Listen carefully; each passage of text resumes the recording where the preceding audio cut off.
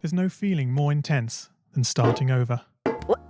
If you've broken your Scratch project moments after you've shared it, as I have, or you spent hours working on a project only to notice too late that one of your sprites has unexplainably gone missing. If you've made use of that difficult to name thing of thing block within the sensing category, amazingly useful but capable, due to a Scratch bug, of leaving you crying as it dumps all your scripts in one big unordered heap. If you've made real progress coding a game over the course of the week, only to come back the next day to discover you weren't even logged in, nothing has been saving. Starting over is harder than starting up. If you're not ready for that, like if you've already had a bad day at school, then what you're about to go through may be too much. Feel free to go away and come back. I'll be here. Alright, thanks for coming with me on this trip. I'll understand if you need to take a break at any point. Just find a safe place to stop and remember to pause the game by pressing P.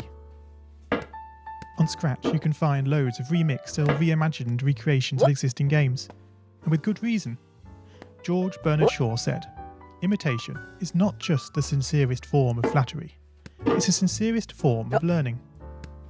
This game is a recreation of a game that came out in 2017, titled Getting Over It with Bennett Foddy. That game in turn was a homage to a free game that came out in 2002.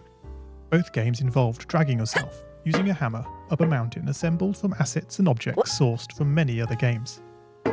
It seems appropriate then that, when trying to recreate Getting Over It in Scratch, that we should construct our mountain from the same assets used in literally millions of Scratch projects, the unmistakable contents of the Scratch costume library. Unlike Unity or Unreal, Scratch does not provide you with a built-in physics or 3D rendering engine. It has no state-of-the-art debugger, you can't even pause your scripts. We are forced to program old school. Our experience capped at 30 frames per second on a 480 by 360 pixel stage. But these very restrictions force us to experiment, to think out of the box, to grow as developers as we become masters of all things Scratch. And let's not forget,